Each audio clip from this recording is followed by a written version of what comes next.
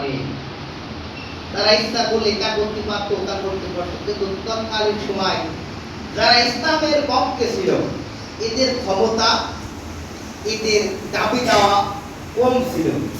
কিন্তু কাফের যারা ছিল এদের ক্ষমতাধর লোক ছিল, বিত্তবানশালী ছিল, টাকা পয়সা ছিল। কিন্তু সে সময় যারা ইসলামের মধ্যে প্রবেশ করেছে, এখনো চিন্তা করে দেখবেন, সে সময় ইসলামের মধ্যে প্রবেশ করেছে একদম নিম্ন শ্রেণীর মানুষ, যারা তৎকালীন সময়ে দিন আনতো আর দিন খেত। তারা চিন্তা করতে এখন এই কামলা দিলাম, এখন দিন মজুরি দিলাম, আজকে তাই শেষ, কালকে তারা কি করবে, এই চিন্তা তারা করতো না। তারা সে সময় ইসলামের মধ্যে প্রবেশ করেছে। এখনো দেখেন সারা বাংলাদেশ ইসলামের দাওয়াতের ফয়লাভ চলছে, গণসংযোগ চলছে। এখানে নিম্ন মধ্যবিত্ত মানুষ কিন্তু ইসলামের মধ্যে ঢুকছে। যারা সম্পদ আছে, বিত্তবানশালী, এদের অনেক ভুল ধারণা। এরা মনে করে যে যদি ইসলাম পৃথিবীতে কায়েম হয় আমাদের কাছে জাকাত নেবে, ওসর নেবে, টাকা দিতে দিতে আমরা কত হয়ে যাবে, আমরা গরিব হয়ে যাবো, হাজির।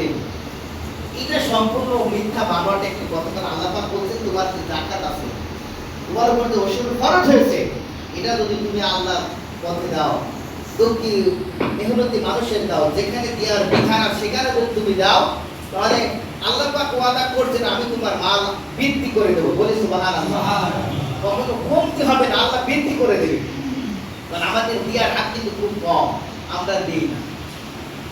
কারণ যেটা যেই খাতের হক, আপনাকে ঠিক সেই খাতেই আপনার অর্থটা ব্যয় করতে হবে। প্রিয় হাজিরিন, তাহলে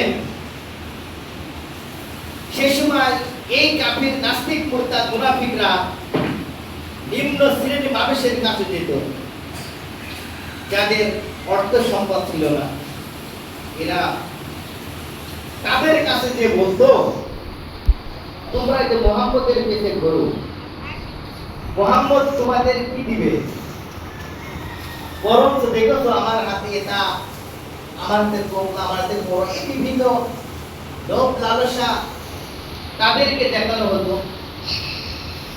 ছিল তৎকালীন দুর্বল, এটা মনে করে তারা আমরা সম্পর্কে বলবো না, তাদের ইমান দুর্বল ছিল।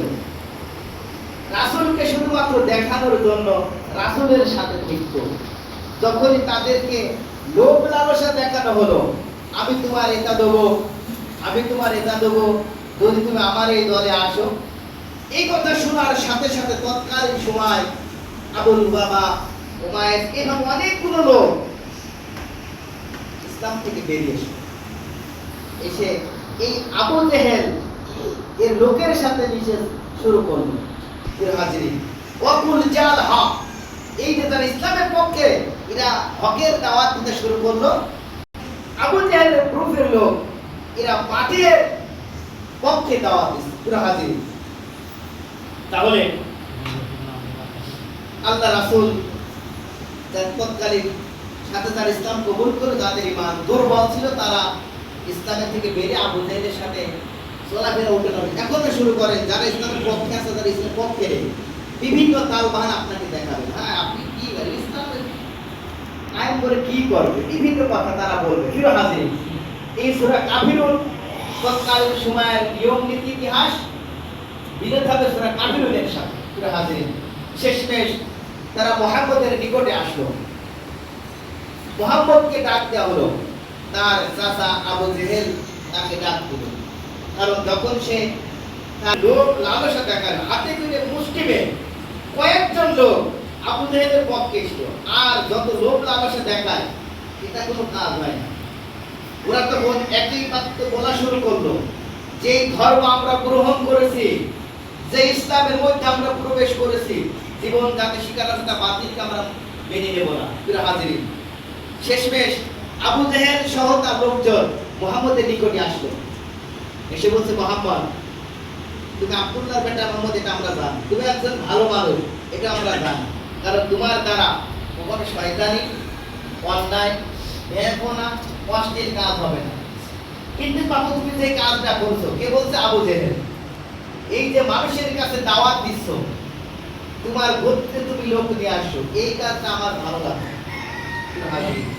এখনো তারা ইসলামের দাওয়াত দিচ্ছে, এক শ্রেণী মানুষের কাছে ভালো কিছু লাগছে, আর এক শ্রেণী মানুষের কাছে ভালো লাগে, কারণ তাদের শরীরে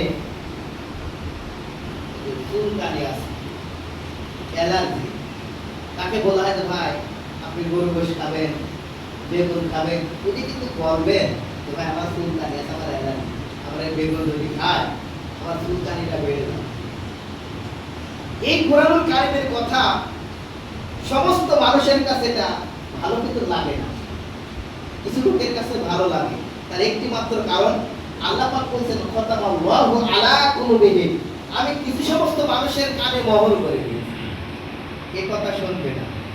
ও সব সময় এই কথাটা ভাইরাল করে বিভিন্নভাবে কথা বলবে। প্রিয় হাজিরিন, তাহলে আল্লাহ রাসূলকে বললেন মুহাম্মদ তুমি যে কাজ করছো কাজ তোমাকে বন্ধ করতে হবে। ডাইরেক্ট হিসেব করলে আবু জেহেল ক্ষমতা কাফেরদের হাতে, মুহাম্মদের হাতে ক্ষমতা আসে না। প্রিয় হাজিরিন, যে আবু জেহেল মক্কার সিটি মেয়র ছিল, তার নেতৃত্বে লোক বের হতো, আবু জেহেল তোকে ধরে আনো